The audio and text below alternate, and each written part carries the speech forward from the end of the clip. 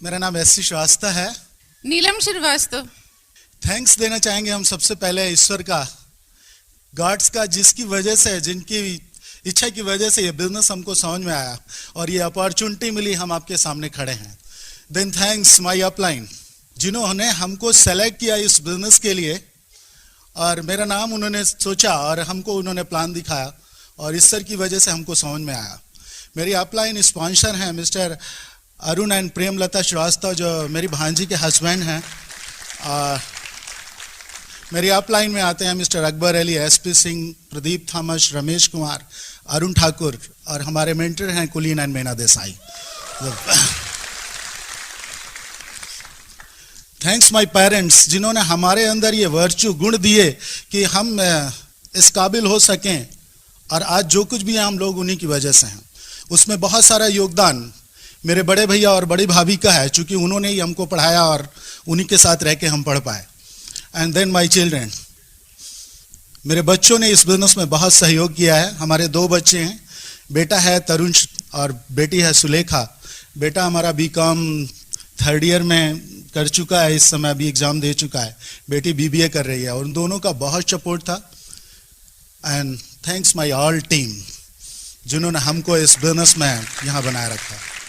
आज जो भी बात करेंगे हम, हमारा पर्पस सिर्फ एक होगा, अपने बारे में बात करने का, कि आप में से कोई बैठा व्यक्ति रिलेट कर सके और वो ये डिसीजन ले सके कि आने वाले दिनों में हमको भी इमरल जाना है और हम ऐसे BBS करेंगे। क्योंकि कभी न कभी किसी न किसी को देख करके हमने भी रिलेट किया था और हमको लगा था कि अगर ये कर सकते हैं तो हम भी कर सकते हैं। मैं सबसे पहले बात करूंगा अपने बारे में। मैं बचपन में गांव में पैदा हुआ था और मेरे फादर बहुत छोटी पोस्ट पे थे, और जब मैं 6 में पढ़ता था तो रिटायर कर गए थे। पढ़ने में बहुत अच्छा था मैं बचपन में, लेकिन जैसे जैसे बड़ा हुआ हमारा एसोसिएशन कुछ ऐसा था कि हाई स्कूल में मैं अच्छी तरह से फेल हो गया। ये सारी बातें इसलिए बोलूँगा कि जो भी आप जहाँ पे भी हैं वो सब कुछ एसोसिएशन के ऊपर होता है। और जब आप एक डिसीजन लेते हैं, जो आपका डिसीजन होता है, कहते हैं सफलता निर्णय के बाद आती है, और जो डिसीजन लेते हैं वो बहुत मायने रखता है। ये मायने नहीं रखता कि आप कहाँ पे हैं, मायने ये रखता है कि आप कहाँ जाने वाले हैं। और जब मैं फेल हो गया था तो दरअसल मेरे साथ के सारे लड़के फेल हो गए थे, इसलिए मैं भी फेल हो गया। मुझे याद है कि हाई स्कूल में मेरे फिजिक्स में 1 नंबर था और मैथमेटिक्स में दोनों पेपर मिला के 7 नंबर थे, 4 और 3। मेरा पढ़ने में बिल्कुल मन नहीं लगता था। हम आगे बैठते थे क्लास में और टीचर पढ़ाता था तो कभी कभी सो जाते थे। जब हाई स्कूल फेल हुआ था तो एक दिन सो रहा था, तो क्लास में एक टीचर बोलते हैं, क्यों जी सो रहे हो? मैं बोला हाँ सर। तो बोले पढ़ो नहीं तो फिर फेल हो जाओगे। तो मैं बोला कि सर इस बार 33 नंबर आ जाएं तो जिंदगी में कभी गणित नहीं पढ़ूंगा। ये सोचता था मैं। और एक दिन क्या हुआ कि अचानक वो टेस्ट ले रहे थे, और मेरे साथ जो लड़के थे जिनके साथ हम रहा करते थे, क्योंकि सब फेल हुए थे इसलिए हमको फेल होने में खराब नहीं लगता था, क्योंकि हमारे साथ के सारे लोग फेल हो गए थे। तो उस दिन क्या हुआ कि मैं उन दोस्तों के साथ नहीं बैठा था, मैं पीछे बीच में बैठा। बाय द वे सीट नहीं मिली या गार्ड का प्लान था, और मेरे आगे एक लड़का बैठा था, 9th पास करके आया था। उसको मैथ आती थी, मुझे नहीं आती थी। मैंने उसके 2 सवालों की नकल की, बाद में मिली नहीं नकल, उन्होंने कराई नहीं या टीचर आ गए। तो जब खाली बैठ जाइए तो कुछ ना कुछ सोचना पड़ता है, और मैं बैठ के सोचने लगा कि यार इसको गणित आती है तो मुझे क्यों नहीं आती। ये 9th पास करके आया, मैं हाई स्कूल फेल हो गया हूँ, अगर ये पढ़ सकता है तो मैं भी पढ़ सकता हूँ। और उस दिन मैंने ये डिसीजन लिया कि अगर ये गणित पढ़ सकता है तो मैं भी पढ़ सकता हूँ। और मुझे याद है कि मैंने उसी से मैथ पूछनी शुरू की, और हाई स्कूल के हाफ ईयरली एग्जाम में हम दोनों के क्लास में सबसे ज़्यादा नंबर थे। मैंने इंटरमीडिएट में पूरे स्कूल में सबसे ज़्यादा नंबर आए कॉलेज में, और मैंने BSc किया, MSc किया और मैथमेटिक्स का लेक्चरर हो गया। जिंदगी में देखिए, जिस चीज से सबसे ज्यादा डर लगता है, एक निर्णय, एक एसोसिएशन, एक डिसीजन आपकी जिंदगी को एकदम 180 डिग्री चेंज कर देता है। ये माने नहीं रखता है। बस उस दिन अच्छा था कि हमारा एसोसिएशन चेंज था। देखिए हम फॉलो करते हैं, किसी न किसी की नकल मारते हैं। नकल तो आप करते हो, इंपॉर्टेंट ये है कि आप किसकी नकल करते हो। अगर हमारे आगे वो ऐसा लड़का नहीं बैठा होता जिसको मैथ आती होती, तो शायद मैं मैथमेटिक्स का लेक्चरर नहीं हो पाता। और बेसिकली आज जहां पे भी आप जिन सीटों पे भी बैठे हैं, किसी न किसी की आपने नकल मारी होगी, किसी न किसी को देखा होगा, किसी ने डॉक्टर को डॉक्टर बनते देखा होगा और उसको लगा होगा कि हम भी डॉक्टर बन सकते हैं, किसी ने टीचर को टीचर बनते देखा होगा और आपको लगा होगा कि यार हम भी ऐसा हो सकते हैं। देखिए, बचपन से मैं एम्बिशियस बहुत था, बचपन से चाहता था पैसा हो मेरे पास, लेकिन फादर छोटी पोस्ट पे थे और बड़े भैया हमारे इंस्पेक्टर थे, उन्होंने पढ़ाया था। हम 3 भाई हैं, बड़े वाले इंस्पेक्टर हैं, दूसरे डॉक्टर हैं और तीसरा मैं। और हम तीनों के एक एक बच्चे भी हैं, एक एक बेटा है। और तो बड़े भैया ने पढ़ाया था और हाई स्कूल बीएससी से ही मैं ट्यूशन करने लगा था और बीएड किया मैंने, फिर एमएससी किया मैथमेटिक्स से और लेक्चरर हो गया। पैसा चाहता था इसलिए व्हीकल ढूंढता, तो आसान था कि ट्यूशन पढ़ाने लगा। बहुत सारे बैचेस, सुबह से शाम तक मैं 6 बैच पढ़ाता था, 40 मिनट फिजिक्स 40 मिनट मैथ का एक बैच, और करीब 6 बैच पढ़ाता था। जिंदगी में पैसा आ रहा था मेरे पास। 6 बैच का मतलब है कि करीब 25-30 हज़ार रुपये हम ट्यूशन से कमा लेते थे और कॉलेज से हमको सैलरी मिल जाती थी 15-16 हज़ार रुपये, जो भी स्केल था उस समय, और पैसा आ रहा था। लेकिन हमारे पास टाइम नहीं था बिल्कुल, वी हैव नो टाइम। सुबह 6 बजे हमारा पहला बैच आ जाता था और रात में 9 बजे तक, उसके बाद हम बिल्कुल फिनिश हो जाते थे। बहुत सारी हेल्थ चैलेंजेस आ गए थे। बचपन में अच्छा एथलीट्स था, स्पोर्ट्समैन अच्छा था, अच्छी एक्सरसाइज वगैरह थी, फिजिक्स अच्छी थी, लेकिन जब पैसा कमाने लगा तो हमारे पास बिल्कुल टाइम नहीं था सेहत के लिए, और शायद हम पैसे कमाने के लिए बिल्कुल व्यस्त हो गए थे। उसका रिजल्ट क्या हुआ कि मैं डे बाय डे बीमार होता गया। 95 to 98 मैंने रोज 150-200 रुपए की दवा खाई है। हर डॉक्टर ने अलग अलग मर्ज बताए होंगे, किसी ने कुछ, किसी ने कुछ, किसी ने कुछ, और बहुत सारी बीमारियां होती गई। इस पीरियड में बहुत सारी चीजें खलती थी टाइम को लेकर के। एक दिन बच्चे पढ़ के उतर रहे थे और बच्चे आपस में बात कर रहे थे कि सर मैथमेटिक्स बहुत अच्छी पढ़ाते हैं। तो मेरा बेटा सुन रहा था और वो 5th में शायद पढ़ता था, और वो बोलता है मम्मी से कि 4th या 5th में कि मम्मी पापा मैथ अच्छी पढ़ाते हैं लेकिन कभी हमको नहीं पढ़ाते हैं। जानते हैं मुझे क्या लगता था कि जितनी देर में मैं इसको मैथमेटिक्स पढ़ाऊंगा उतनी देर में तो एक बैच पढ़ा लूंगा, और एक बैच का मतलब मुझे लगता था, और इसको तो कोई भी मेरा स्टूडेंट पढ़ा देगा 400-500 रुपए में। सो टाइम नहीं होता था। ये बिजनेस, सेहत से भी हम कमजोर हो गए थे, पैसे से भी बहुत ज्यादा पैसा नहीं था, बहुत सारे ड्रीम फुलफिल नहीं हो पा रहे थे। अचानक हमारे घर पे एक दिन हम लोग विंध्याचल माँ के दर्शन करने गए थे, और लौट के आए तो हमारे घर में मेरी भांजी के हस्बैंड बैठे हुए थे, मिस्टर अरुण श्रीवास्तव। और नाश्ता करने के बाद वो बोले कि क्या मामा जी और पैसे चाहते हैं? क्या बात करते हैं, और पैसे नहीं चाहता तो ट्यूशन क्यों पढ़ाता? और उन्होंने प्लान दिखाया। देखिए, समझ में तो नहीं आया मुझे खास, लेकिन एक चीज उनका एटीट्यूड अच्छा था, उनकी गुडविल अच्छी थी। जो मैंने इस बात को उनको सुना, प्लान को देखा और हमने शुरू किया। वो दिन हमारी जिंदगी का टर्निंग पॉइंट था जिस दिन हमने इस बिजनेस को साइन कर दिया। शुरू में देखिए, साइन कर देना ही बहुत मायने नहीं रखता है, क्योंकि इस बिजनेस में बहुत चैलेंज आते हैं। जो हमको पहले चैलेंज थे वो आज भी चैलेंज है। आज भी ऐसा नहीं होता है कि आप एमए शुरू करोगे, बिजनेस शुरू करोगे और लोग आपको ज्वाइन कर लेंगे तुरंत। हमने बिजनेस को देखा और हमने लोगों से बात की। थोड़ा ईगो था, हमको लगता था कि मैं कॉलेज का लेक्चरर हूँ, हमारे कॉलेज में 52 का स्टाफ है, हमारे पढ़ाए हुए बहुत सारे लड़के डॉक्टर और इंजीनियर हो गए हैं, जिनको बात करेंगे वो सब बिजनेस कर लेंगे। ऐसा लगता है, आपको भी लगेगा, अभी भी लगेगा, और हमको लगता था। हमने कॉलेज में जाके स्टाफ रूम में प्लान दिखाया। काफ़ी टीचर बैठे थे, जिनका पीरियड खाली होता था वो आ जाते थे, देखते थे। और थोड़ी देर बाद मैंने पूछा कैसा लगा? अच्छा है? तो बोले कि हाँ अच्छा है, लेकिन जब तुम्हारे 50,000 आएंगे तब हम शुरू करेंगे। अरे सोचिए कैसा होता, हवा निकाल देते हैं लोग। और ऐसा सब लोगों ने बोल दिया। 10-5 लोगों से हमने बात की और सब ने यही कहा। तो मुझे लगा ये तो हो ही नहीं सकता है। और हम बिलीव करिए, इस किट को उठा करके हमने 2 छत्ती पे रख दिया। 2 छत्ती समझते हैं, जो ऊपर कमरे के ऊपर बना देते हैं। और एक 15-20 दिन बाद, 1-2 महीने बीत गए, फिर हमारे घर हमारे भतीजे आए, मिस्टर राजेश श्रीवास्तव। वो डीएसएन कॉलेज उन्नाव में कॉमर्स के प्रोफेसर हैं। और वो आए, बोले चाचा ये बिजनेस बहुत अच्छा है, हम दोनों मिलकर करते हैं। एक काम करते हैं, आधे आप बनाओ आधे हम, पैसा आधा आधा बांट लेंगे।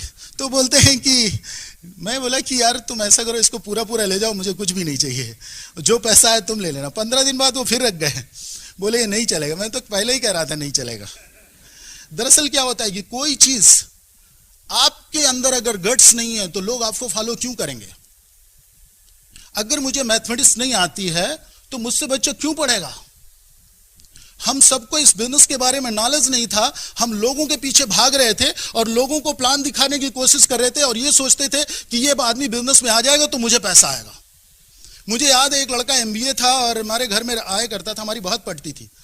मैंने उसको प्लान दिखाया तो उसने, मैं बोला कि यार तुम ऐसा करो, तुम्हारे पास अगर पैसे की प्रॉब्लम हो तो मैं 4400 रुपए लगा देता हूं, लेकिन तुम शुरू करो। हम लोग ऐसा सोचा करते हैं और उस आदमी ने तब भी बिजनेस नहीं किया। एक बार बताऊं, ये प्रॉब्लम तभी थी या आज भी है?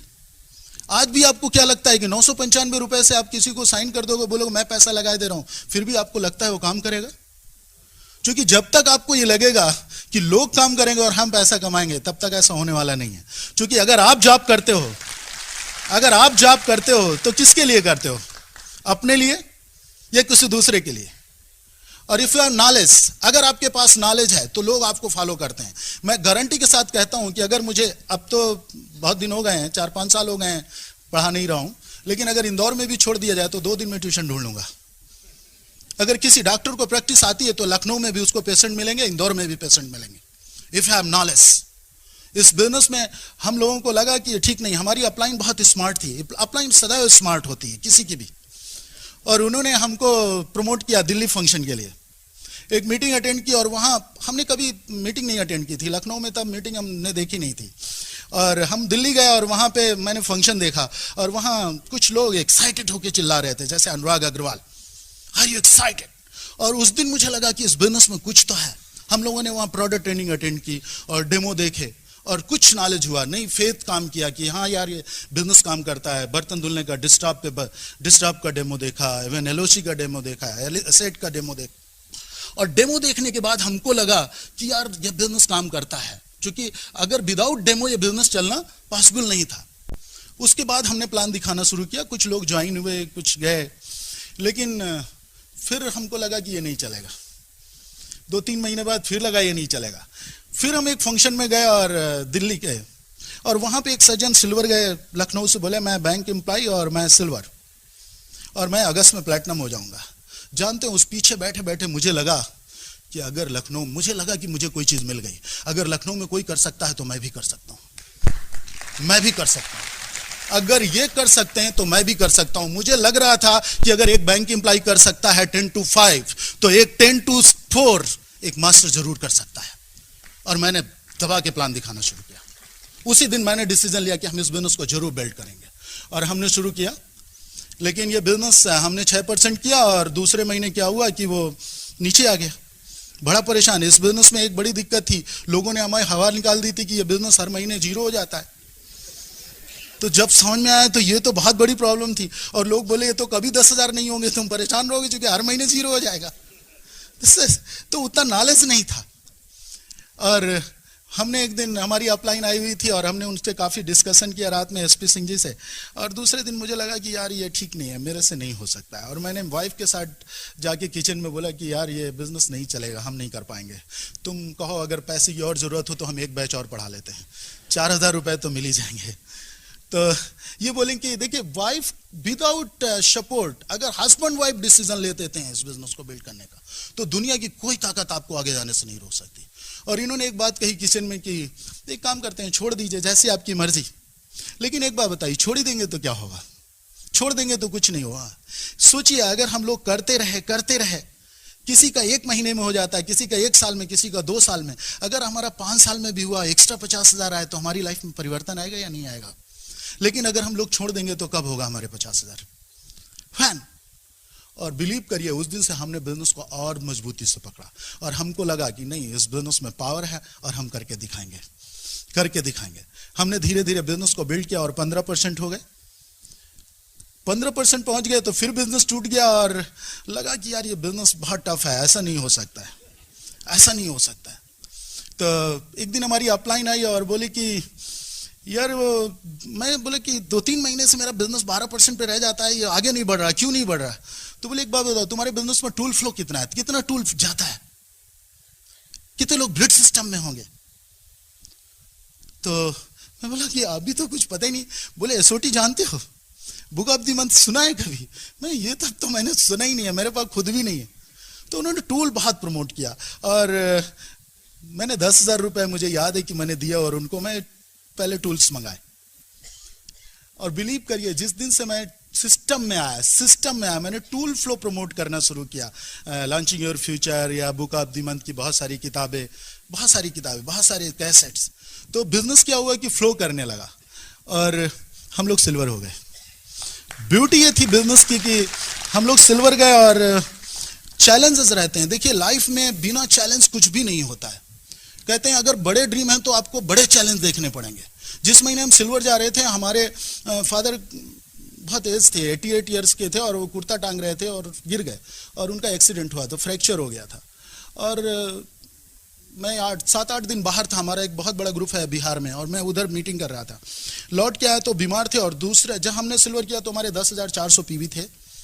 दूसरे महीने हमने उनको एडमिट कराया मेडिकल कॉलेज में और पूरा लखनऊ में हम पूरा महीने सेवा करते रहे। इस बिजनेस की ब्यूटी देखिए, सिक्योरिटी देखिए कि जिस महीने हमने फादर की सेवा की उस महीने हमारे पीवी हो गए 17,400। 17,000। This a beautiful business. और हमारा फेथ और बढ़ा। जानते हैं उसका कारण क्या था? हमने लोगों को सिस्टम में प्रमोट कर रखा था। लोग प्रकट हो गए थे, जो हम करते थे वही लोग करने लगे थे। This a duplication business. So बहुत अच्छा लगने लगा। धीरे धीरे बिजनेस बढ़ता गया और मजा आने लगी। और चैलेंजेस तो रहते हैं, कहते हैं ड्रीम जब बढ़ेंगे तो चैलेंज भी आएंगे। अभी हम लोग एमरल्ड जा रहे थे पिछले साल और याद है मुझे कि बेटे का एक्सीडेंट हो गया था, उसका लिगामेंट फ्रैक्चर हो गया था। और इस बिजनेस की खूबी भी बताऊं आपको कि इस बिजनेस की ब्यूटी थी कि एक साधारण मास्टर अपने बेटे को अपोलो में ऑपरेशन कराया और हम 15 दिन दिल्ली रहे, 15 दिन। और जब लौट के आए तो उसी महीने दिसंबर हमने एमरल्ड क्वालिफिकेशन शुरू की थी और मई में हमने कंप्लीट किया। अगर आप इस बिजनेस को सिस्टम के साथ प्रमोट करते हो, that is thanks Britt system का, जिसकी वजह से हम लोग जिंदा रहे। अगर ये सिस्टम नहीं होता तो शायद हम इस बिजनेस को बिल्ड नहीं कर सकते थे। हमारे जैसे लोगों को बहुत सारे चैलेंज थे। हमारी अपलाइन दूर थी, लेकिन सिस्टम के रहने की वजह से बहुत सारे लीडर्स बाहर से जाते थे जिन्होंने हमको सिखाया इस बिजनेस को। हमारी अपलाइन बहुत दूर थी हमसे, लेकिन थैंक्स ब्रिड सिस्टम का, जैसे बहुत सारे लीडर यहाँ बैठे हैं, अमरप्रीत एंड सीना चावला, द वंडरफुल लीडर्स।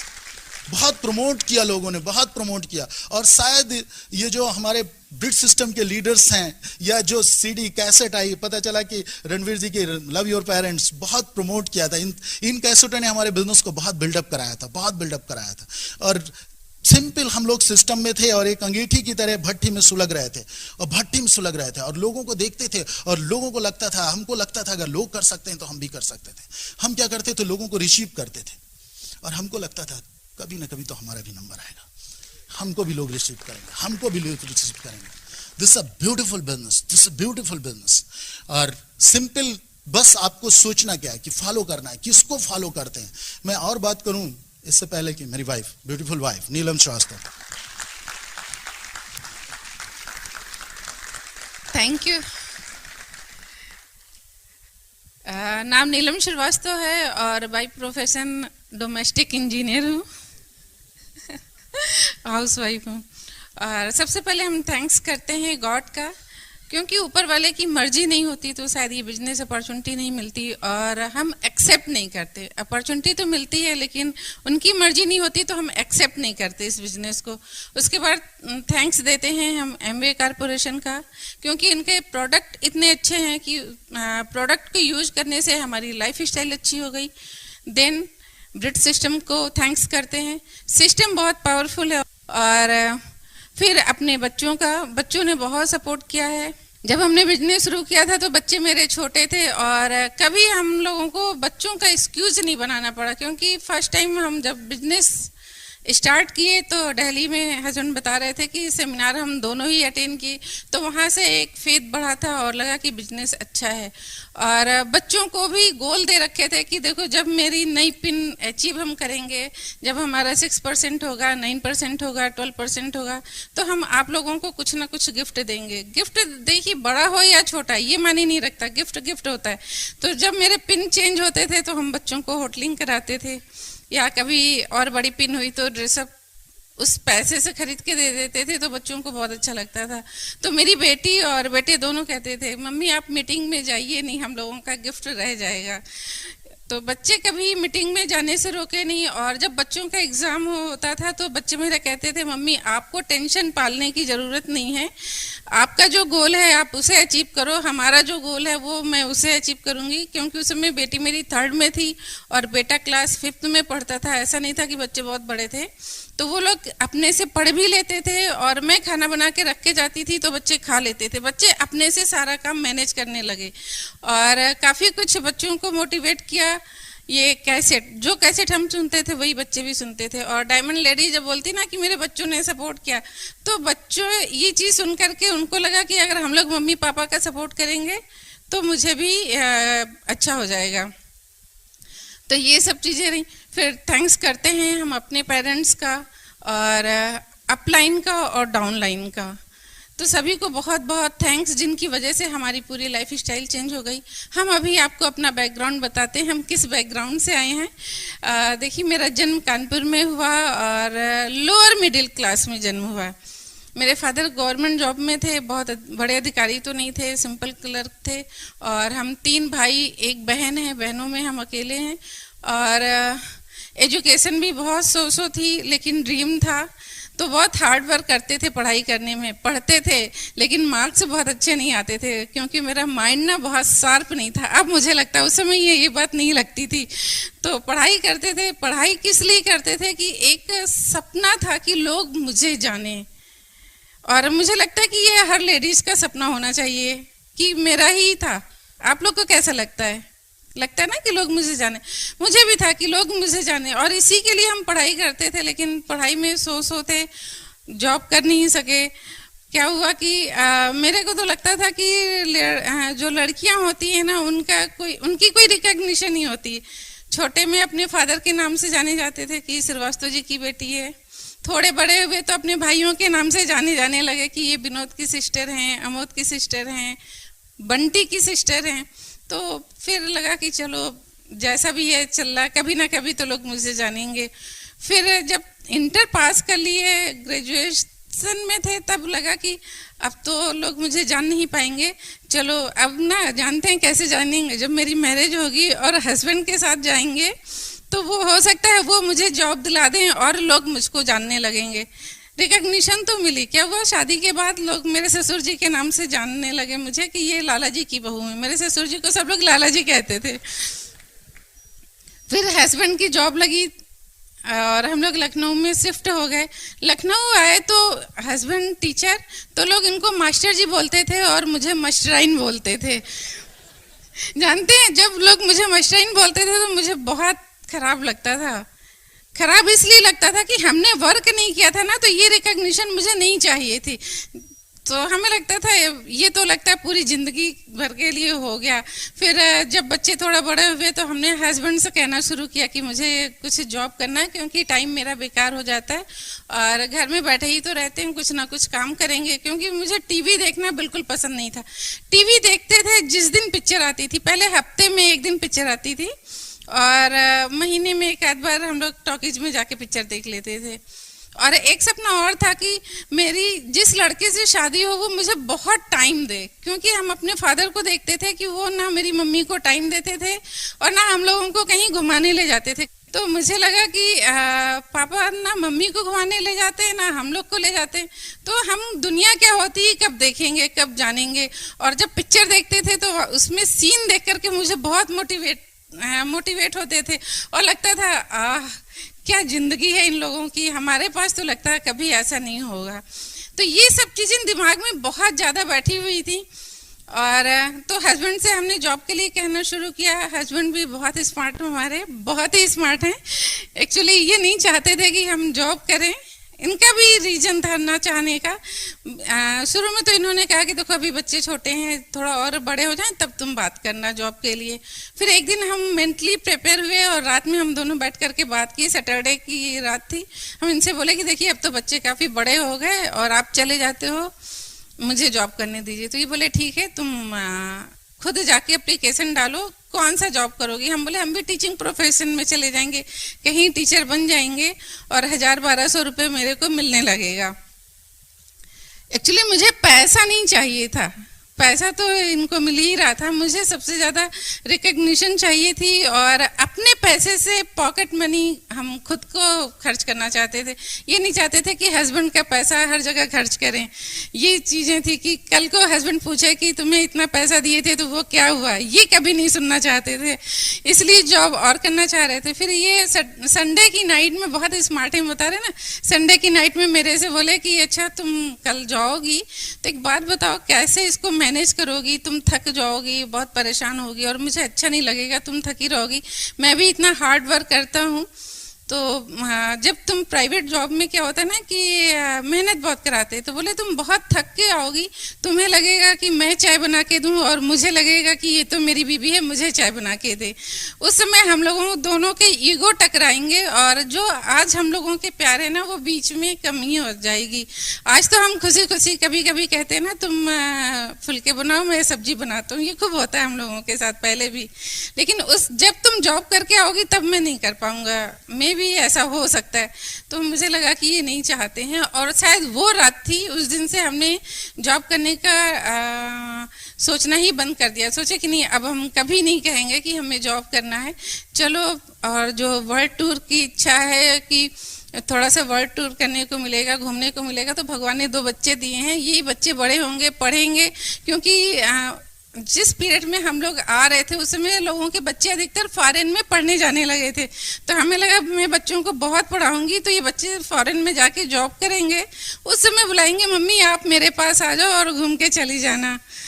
तो एक ये सब चीज़ें काफ़ी मोटिवेट करती रही और जो ड्रीम था ना कि लोग मुझे जाने, वो धीमे धीमे धीमे धीमे समाप्त हो गया।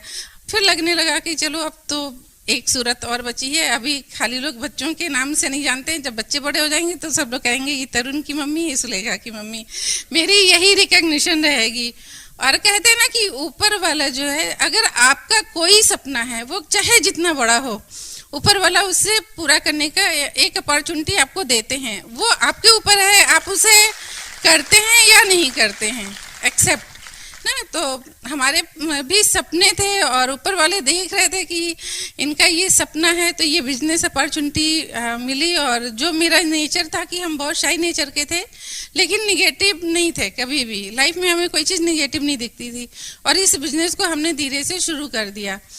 बस वही सपना, क्योंकि सेमिनार देखने गए थे और सेमिनार में रिकग्निशन पार्ट होता है, जैसे आज भी होगा, बहुत सारे नए लोग आए हैं उनको भी देखने का मौका मिलेगा। तो रिकग्निशन हो रही थी और उस दिन हमारा फॉर्म साइन हुआ था। एक पंजाब से लेडी 15% पे खड़ी हुई, उन्होंने अपना नाम पंजाबी में बताया, ना वो इंग्लिश बोल पाई ना हिंदी बोल पाई, और हम पीछे बैठे हुए थे। मुझे लगा अगर ये इस बिजनेस को कर सकती हैं और अपना नाम स्टेज से बता सकती हैं तो मैं भी इस बिजनेस को करके अपना नाम बता सकती हूँ। और उस दिन से डिसीजन ले लिया कि मुझे अपने नाम की पहचान यही एक प्लेटफॉर्म है जहाँ से मिलने लगेगी। और धीमे धीमे बिजनेस को करना शुरू कर दिए। पहले सेल्फ इमेज बहुत लो थी, 4 लोगों के सामने बात नहीं कर पाते थे, क्योंकि बताया ना हम बहुत मिडिल क्लास फैमिली से थे और जो नेचर था वो बहुत शाई था, बिल्कुल बात करना आता नहीं था। तो अच्छे घर, अच्छी गाड़ी, अच्छी लाइफ स्टाइल रिकग्निशन के लिए कुछ तो हमको करना ही पड़ेगा, ये बात तो समझ में आ गई थी। तो हमने धीमे धीमे अपने को चेंज करना शुरू किया। चेंज करने में लाइफ क्या हुआ कि हमारी सेल्फ इमेज अच्छी होने लगी। और बुक से, फंक्शन से, कहते हैं ना एसोसिएशन का बहुत बड़ा असर होता है। जब हम अच्छे लोगों के बीच में बैठने लगे, अच्छे लोगों से बात करने लगे, तो समझ में आया कि हाँ, अगर जब सेल्फ इमेज अच्छी हो जाएगी तो हम किसी से भी बात कर सकते हैं। तो अपनी सेल्फ इमेज को बढ़ाने के लिए हमने कुछ चीज़ों को फोकस किए। एक जगह पढ़े थे कि लोग फार्मूला लिखते हैं और लोग करते हैं, व्याख्या लिखी जाती है, लोग उसे पढ़ के मानते हैं। तो समझ में आया कि हमें तो सबसे पहले अपने को ही चेंज करना पड़ेगा। तो चेंज करना शुरू किया, हमने किताब पढ़ना शुरू किया। एमवे प्रोडक्ट को यूज करने से पहले लगता था पहले कि ये तो बहुत महंगा प्रोडक्ट है और इस महंगे प्रोडक्ट से तो हमारा जो पैसा है वो ख़त्म हो जाएगा। लेकिन एमवे कॉरपोरेशन की जो ट्रेनिंग होती है, हमने ट्रेनिंग ट्रेनिंग को लेना शुरू किया। और ट्रेनिंग लेने से क्या हुआ कि समझ में आया प्रोडक्ट क्या है, किस जगह यूज करना है, उसका पर यूज कॉस्ट निकालना आ गया। और 4 लोगों को प्रमोट करना, क्योंकि जब प्लान देखे थे तो उसमें दिखाया था 60% पैसा हमारे और आपके बीच में बट जाता है। तो ये चीज़ काफ़ी मोटिवेट की। और लगता था कि पहले जो है हम कैंटीन से सामान ला रहे थे, तो कैंटीन में भी क्या होता था, जैसे आज के हमारे बिजनेस में प्रोज्यूमिंग है, सेम कैंटीन में भी। तो हमें लगा कैंटीन का पैसा तो आज तक का मुझे दिखाई नहीं दिया जो हमने बचा के रखा, लेकिन अगर प्रोज्यूमर बन के इस प्रोडक्ट को यूज करते हैं तो 60% पैसा हमारे बीच में जो जा रहा था मार्केट में वो वापस मिलने लगेगा और उससे हमारी लाइफ अच्छी हो जाएगी। तो यही सब चीज़ें समझ में आने लगी, बहुत अच्छा लगने लगा धीमे धीमे। और जब 4 लोगों से प्रोडक्ट की बात की, नॉलेज नहीं था, तो लोगों ने रिफ्यूज कर दिया और बोले कि आपका प्रोडक्ट बहुत महंगा है और अच्छा नहीं है, ये मैं नहीं ले सकती। तो फिर हमने ट्रेनिंग लेना शुरू किया। EPP, EPS, हेल्थ के प्रोडक्ट बहुत ही अच्छे हैं। न्यूट्रीलाइट, अब न्यूट्रीलाइट के बारे में हम डॉक्टर तो थे नहीं और मेरी एजुकेशन भी बहुत वैसी थी, आर्ट साइड के पढ़े हुए थे। इंग्लिश बहुत ही अच्छी थी क्योंकि हमने क्लास 6 में ABCD पढ़ना शुरू किया और क्लास 8 में आने के बाद मारे डर के कि हम फेल ना हो जाएं तो इंग्लिश पढ़ना ही छोड़ दिए। तो कुछ भी लिटरेचर से मुझे समझ में नहीं आता था कि इसमें क्या लिखा है। फिर हमने क्या किया कि अपने यहाँ ट्रेनर से बात की, तो ट्रेनर ने बताया कि मैम अभी हम लोग एक नया कोर्स शुरू करने जा रहे हैं NHI, अगर आपको इसकी ज़रूरत है तो आप आ जाइए, NHI का कोर्स अटेंड कर लीजिए। और रियल जब हम NHI का कोर्स अटेंड किए, उसमें एग्ज़ाम भी होता है, काफ़ी डर लग रहा था कि कैसे करेंगे क्या करेंगे। बहुत हार्ड वर्क किए, 3 दिन बहुत पढ़ाई की, जैसे बच्चे पढ़ते ना, मैं वैसे रात दिन सारा काम करने के बाद पढ़ाई कर रही थी क्योंकि इंग्लिश बहुत अच्छी नहीं थी। तो पहले हम उसके समझने के लिए क्लास 10th की वो क्या कहते हैं बायोलॉजी की बुक हिंदी मीडियम की खरीद के लाए कि इसमें क्या क्या लिखा है। देखिए हमने कैसे चेंज किया अपने को, क्या क्या लिखा है और कैसे कहाँ यूज करना है। पहले हिंदी में पढ़ती थी, फिर इंग्लिश में पढ़ती थी, पढ़ते पढ़ते मुझे समझ में आए और फिर एग्ज़ाम दिए तो बहुत अच्छे मार्क्स आ गए मेरे और पास हो गया। आज हम दावे के साथ कहते हैं कि अगर हम न्यूट्रीलाइट के किसी भी प्रोडक्ट पे बोलना पड़े तो कॉन्फिडेंस के साथ बोलते हैं, और चाहे वो सामने मेरे डॉक्टर ही क्यों ना बैठा हो, उसको लगता है कि हाँ मैडम को बहुत नॉलेज है। तो हमने ऐसे प्रोडक्ट की ट्रेनिंग लेना शुरू किया। आर्टिस्टी बहुत ही अच्छा प्रोडक्ट है क्योंकि हेल्थ ठीक करना है तो स्किन भी ठीक करनी होगी। आर्टिस्टी प्रोडक्ट भी बहुत ही कॉस्टली था, वर्क क्लास का प्रोडक्ट है ना, तो उसके भी नॉलेज चाहिए था कैसे यूज करना है, क्या करना है। और इस समय तो कॉरपोरेशन हम लोगों को बहुत सारी सुविधाएं दे रही है। एक प्रोग्राम अभी फिर चल रहा है वुमेन ग्रूमिंग प्रोग्राम, तो हमने उसमें भी पार्टिसिपेट किया क्योंकि वहाँ पे ट्रेनर ने बताया मैम आप इस प्रोडक्ट की ट्रेनिंग ले लेती हैं तो आपको 4 लोगों के सामने कैसे बात करना है, क्या आप साड़ी पहनती हैं तो कैसे आपकी हेयर स्टाइल होनी चाहिए, आप डॉक्टर से बात करती हैं तो कैसे बात करना है, किसी CEO से बात करने जाती हैं तो कैसे बात करना है, इतना ये सब चीज़ें काफ़ी कुछ सीखने को मिली। और मुझे लगा कि नहीं, अगर हमें अपने सपने को पूरा करना है तो मुझे ये सब काम तो करना ही पड़ेगा, ये ट्रेनिंग तो लेनी पड़ेगी। तो एमवे ने ऐसे हमें बहुत सारी सपोर्ट दी है जिसकी वजह से बहुत अच्छा लगने लगा। और आज हम आपके सामने जैसे दिख रहे हैं, जैसा बोले हम वैसे नहीं थे। पहले गाँव जैसा मेरा लुक था काफ़ी, और हेल्थ चैलेंज बहुत ज़्यादा था तो न्यूट्रीलाइट ने फिट कर दिया। और स्किन अब जैसी दिख रही है पहले नहीं थी, पहले मेरी एज ज़्यादा लगती थी, अब लोग कहते हैं आपकी एज का पता नहीं चलता है ड्यू टू न्यूट्रीलाइट और आर्टिस्टी। हाँ, तो ये सारे प्रोडक्ट्स। और एक चीज़ और समझ में आई कि प्रोडक्ट महंगा और सस्ता कुछ नहीं होता। हम उस समय भी महंगा ही यूज करते थे। देखिए जो हमारी पॉकेट होती है, पॉकेट मनी, उसी के हिसाब से हम लोग सामान खरीदते। कोई भी हो, अगर आपकी सैलरी 10,000 है तो आप 10,000 की साड़ी नहीं खरीद सकते हैं, 10,000 का कपड़ा नहीं खरीदेंगे। उसमें आप ये कोशिश करेंगे कि 1,000 रुपये की साड़ी, 1,000 रुपये में हम खुद की साड़ी, मैं सोचती थी कि खुद की साड़ी भी ले लूँ और बच्चे के कपड़े भी ले लूँ, क्योंकि तब पैसा ही वो ऐसा था। तो जब हमारी पॉकेट मनी बढ़ने लगी तो लाइफ स्टाइल अच्छी हो गई, ये सब चीज़ें। और एमवे कॉरपोरेशन से बहुत कुछ मिला, ब्रिड सिस्टम से मिला ही मिला, एमवे से भी बहुत कुछ मिला।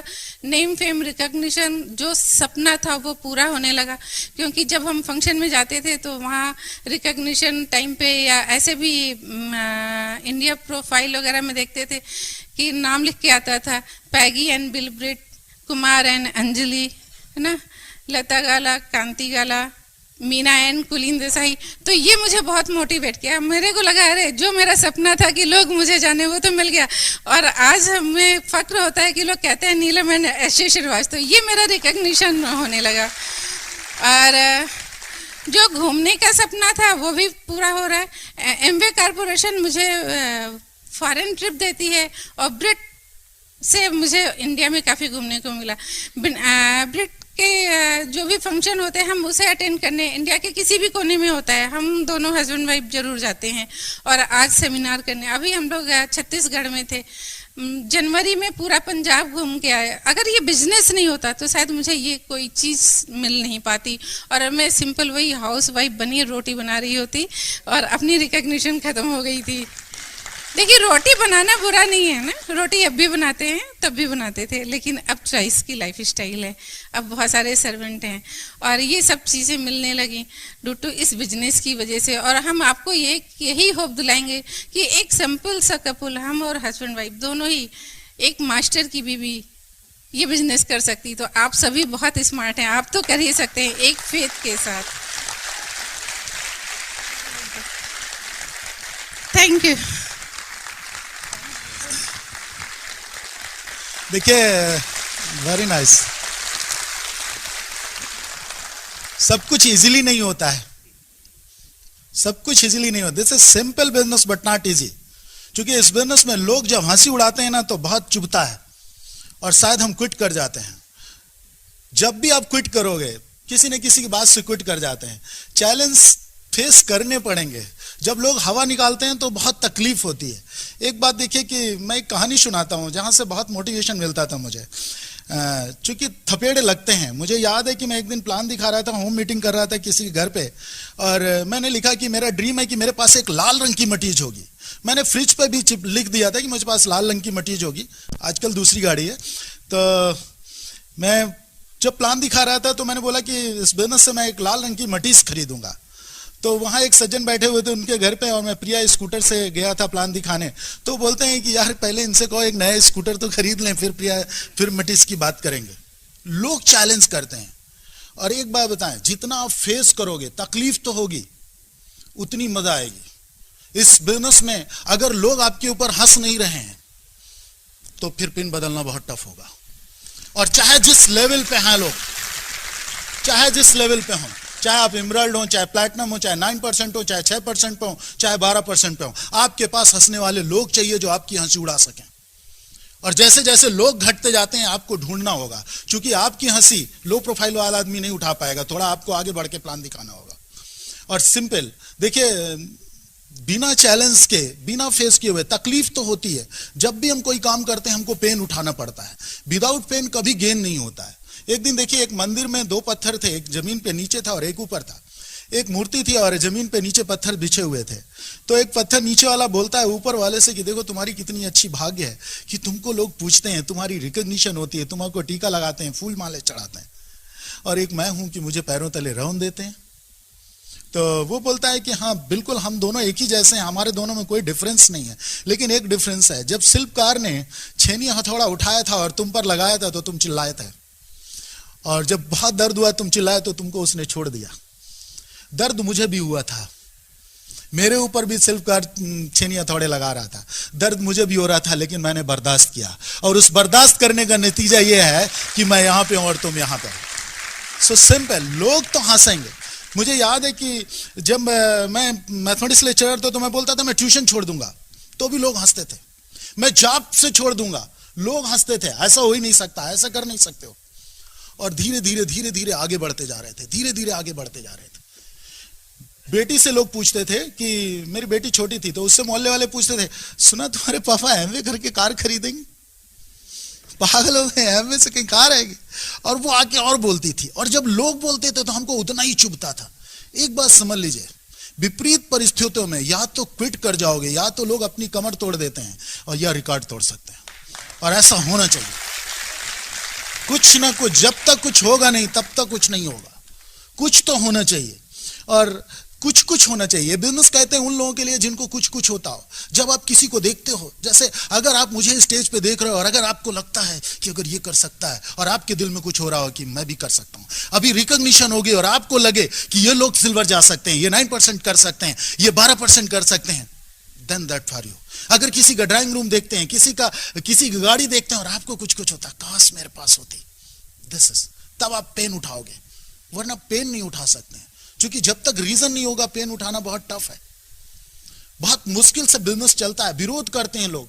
आज मेरी सबसे बड़ी लीग है मिस्टर राजेश श्रीवास्तव, जो फाउंडर प्लैटिनम है। जब उन्होंने बिजनेस छोड़ दिया था तो उन्होंने अपोज किया था। हम दोनों एक साथ पढ़े हैं, बड़े भैया ने पढ़ाया है, एक ही घर में रहते थे, हमारे साथ ही वो रहते थे। देखने में भी मेरे जैसे हैं। अगर आप कंफ्यूज कर जाओगे कि मेरे भतीजे हैं, भाई हैं, बहुत लोग उनको मेरा भाई जानते हैं, लेकिन वो मेरे भतीजे, हम एक साथ पढ़ते थे। घर आए एक दिन, वो 10 दिन मैंने उनको साइन कर दिया था, बिजनेस शुरू कर लिया था उन्होंने, लेकिन 10 दिन वो घर नहीं आए, पास में रुके रहे। ट्रेनिंग थी उनकी इलेक्ट्रिशियन हाउस में। वो बोलते थे वो घर जाएंगे तो चाहे एमवे बताएंगे। घर नहीं आया। आके चाची को मोटिवेट करते थे कि कहाँ, उनको कहिए परेशान रहते हैं, इतना पैसा कमाते हैं, ट्यूशन में भी आता है, सब कुछ आता है, बेकार में परेशान है, इतनी तो सैलरी मिलती है। लेकिन आज अगर आप डिगे रहे, आप परसिस्टेंटली काम करते रहे, और एक बात बताऊं, परसिस्टेंटली लगातार काम करना विदाउट कमिटमेंट कभी भी आप काम नहीं कर सकते हो। कंटिन्यूटस काम करना विदाउट कमिटमेंट नहीं हो सकता है। जैसे एक्सरसाइज करना सेहत के लिए अच्छा होता है, but if are not committed, 10 दिन बाद क्या होता है, हम बंद कर देते हैं। इस बिजनेस में भी हम आते हैं, हमको पता है कि प्लान दिखाने से हमारा बिजनेस बढ़ता है, बट विदाउट कमिटमेंट। 2 लोगों ने हंसी उड़ाई, बंद कर गए।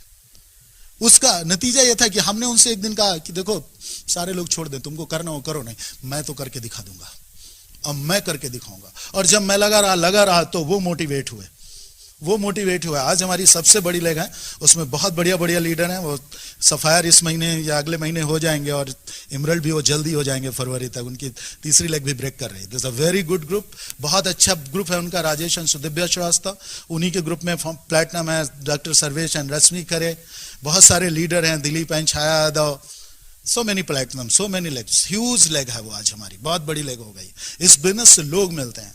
हमारी जो सेकंड लेग है, 10 एक्सीलेंट, वो हमारे बिजनेस से शुरू हुई थी, और एक आदमी को साइन किया था हमने, एक लड़के को, और लोग साइन नहीं हो रहे थे तो हमने भी उसको साइन किया। तो हमारा स्टूडेंट था, बोलता है सर हम शुरू तो करेंगे लेकिन किसी को बताएंगे नहीं। तो हमको लगे यार तुम शुरू ही कर जाओ, यही बात है, तो हम बताएंगे, तो हमको मिलवा दोगे ना? बोला हाँ मिलवा देंगे। और उसने एक आदमी को मिलाया, और वो मेरा फर्स्ट प्लान था। Mister Jitendra Yadav as a founder platinum, बहुत बड़ा ग्रुप है। गोरखपुर के होस्ट हैं, उनके ग्रुप में बहुत सारे प्लैटिनम हैं। मिस्टर पीएन सिंह, जाकिर हुसैन, शशिकांत ओझा और कविता सिंह एंड एसडी सिंह, उन्हीं के ग्रुप से हमारा भोपाल में ग्रुप बिल्ड हो रहा है। डॉक्टर सतीन निशा, वो आज यहाँ बैठे हुए हैं, उनके लिए जोरदार ताली होनी चाहिए। एक्सीलेंट। फिर हमारी हमको थर्ड लेग मिली, उसमें बहुत बढ़िया लीडर हैं, Rajesh and Neeru Shukla, doctor R K Tiwari and Mamta Tiwari, Siddharth and Mayuri Rastogi, BP Mishra, so many. अभी मैं देख रहा था कि जिन लोगों के पास पहुंचना इस सिस्टम की वजह से के पहले हम चीख उठाने में डरते थे डॉक्टर्स की, अभी हम एक डॉक्टर मीट कर रहे थे तो उसमें 40 डॉक्टर हमारे हाल में बैठे हुए थे, 1 लाख से 40 डॉक्टर्स। दिस अ बिजनेस जिसमें आप किसी के साथ पहुंचते हो और एसोसिएशन मिलता है। ड्यू टू एसोसिएशन हमने लोगों को देखा था बिजनेस बिल्ड करते हुए, और हमको लगा हम भी कर सकते हैं। देखिए इस बिजनेस में बहुत पोटेंशियल है। हम लोग पिछले 7 सालों से लगातार फॉरेन ट्रिप ले लेते हैं एमवे की वजह से, एमवे की तरफ से, जो शायद एक मास्टर के लिए बहुत बड़ी बात थी। हम कभी सोच नहीं सकते थे, हम किसी अच्छे होटल की तरफ देखे नहीं थे, कभी अच्छे होटलों में रुके नहीं, कभी देखा नहीं, कभी ट्रेवल नहीं किया था, अच्छा ड्राइंग रूम नहीं जानते थे, क्योंकि आप समझ सकते हो मास्टर की क्या लाइफ स्टाइल हो सकती है। लेकिन due to bridge system and Amway corporation, lot of things, बहुत सारे लोगों का एसोसिएशन हुआ, बहुत सारे लोगों से हम लोग मिले, और देखिए ड्रीम इस बिजनेस में बहुत पनपते हैं। अब हमको ऐसा कोई ड्रीम नहीं लगता है जो हम फुलफिल नहीं कर सकते हैं, और इस बिजनेस के जरिए जो भी आप सोच सकते हो वो सब कुछ पूरा होने वाला है। और वैसे भी सब कुछ आपके सोचने के ऊपर निर्भर करता है। Thoughts become things. अभी हम लोग हमारे यहाँ लखनऊ में एक फेस टू फेस कार्यक्रम हो रहा था, और उसमें अनाउंस हुआ कि एमवे की तरफ से कि यहाँ पे बैठे हाल में एक आदमी ऐसा बैठा हुआ है जिसकी इनकम इस साल 1 करोड़ जा रही है। This is huge income. सोचिए कैसा होता है। आपको कैसा लग रहा है मुझे पता नहीं, आप एक्साइटेड हो रहे हो ये इनकम को लेकर के पता नहीं, लेकिन मैं एक्साइटेड इसलिए हो रहा था कि यार अगर किसी की इनकम ऐसे हो सकती है तो कल मेरी भी होने वाली है, कल मेरी भी होने वाली है। ये बिजनेस सिंपल ऐसा लगता था मुझे जैसे हम रेलवे लाइन की टिकट की खिड़की पे खड़े हो जाते हैं, और अगर हम लाइन में लगे रहे हटते नहीं हैं तो कभी न कभी हमको भी टिकट मिलता है, कभी न कभी हमको भी टिकट मिलता है। अगर लोग इमरल जा सकते हैं तो किसी न किसी दिन हमारा भी नंबर आएगा। लेकिन एक बात बताइए, अगर लाइन से हट गए तो टिकट मिलेगा? कभी कभी लोग क्या करते हैं कि लाइन में लगते हैं और घंटे पर फिर घूम के आके फिर वहीं खड़े हो जाते हैं, फिर घूमते हैं फिर वहीं खड़े हो जाते हैं। इस बिजनेस में भी कभी कभी क्या होता है, हम लाइन में लगते हैं, 1 महीने लगे रहते हैं, 3 महीने के लिए फिर चले जाते हैं, 1 महीने के फिर लगते हैं, फिर 3 महीने के लिए चले आते हैं। When you got ticket, और अभी इस बिजनेस में जो पावर है, सिस्टम है, लोग कितना सपोर्ट करते हैं। ब्रिट सिस्टम में इतना ख्याल रखते हैं लोग। ह्यूज 2 तरफ से मदद मिलती है। अगर सपोर्ट सिस्टम तैयार हो और एमवे तैयार हो तो जिंदगी बदली जा सकती है। सिर्फ एक डिसीजन आपकी जिंदगी को बदल सकता है। एक दिन मेरी काउंसलिंग मीडियम कर रहे थे कि अगर बोले कि आप डायमंड कर सकते हो, अगर इस साल आप डायमंड करते हो तो आपको जीआईपी मिलेगी कम से कम 50 से 60 लाख रुपए।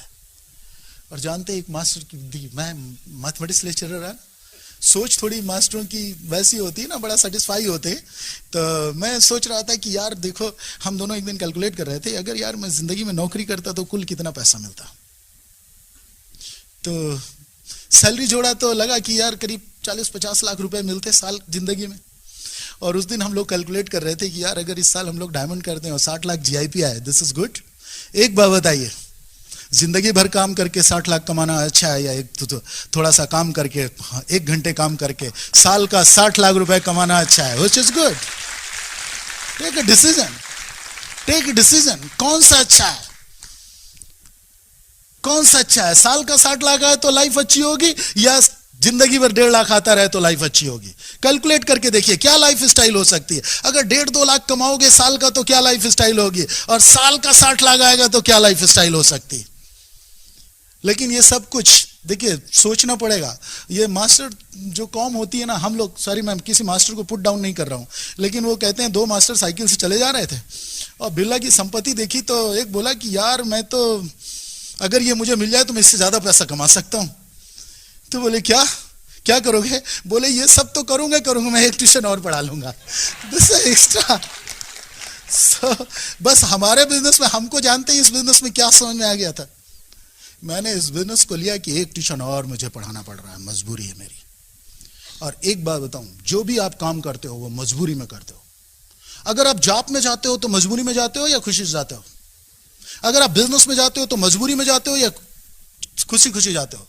अगर आप डॉक्टर साहब प्रैक्टिस करते हैं तो आपकी मजबूरी है, आप ट्यूशन पढ़ाते हैं आपकी मजबूरी है। अगर सक्सेस मजबूरी हो जाए तो कैसा होगा? अगर डायमंड जाना मजबूरी हो जाए तो कैसा होगा? जिंदगी भर 20 से 40 साल 60 साल तक नौकरी करके आप मजबूरी में जॉब करते हो, अगर ये मजबूरी हो जाए कि नहीं 2 से 5 साल में हमको डायमंड जाके दिखा देना है, व्हाट हैपन, क्या होगा? और सोच के देखिए, अगर लोग कर सकते हैं तो हम कर सकते हैं या नहीं कर सकते हैं? बिलीव करिए, आज आप जिन सीटों पे बैठे हुए हैं वहां किसी न किसी को आपने देखा था और आपको लगा था अगर ये कर सकता है तो हम भी कर सकते हैं। हमने किसी को एमएससी करते देखा था, हमने किसी को मास्टर बनते देखा था, आपने किसी को डॉक्टर बनते देखा होगा, किसी को इंजीनियर बनते देखा होगा, और आपको लगा होगा कि अगर ये कर सकता है तो हम कर सकते हैं। तो why not emerald, why not diamond? अगर लोग कर सकते हैं तो हम कर सकते हैं या नहीं कर सकते हैं? Okay, back to host. बहुत अच्छा लगा आपसे बात करके।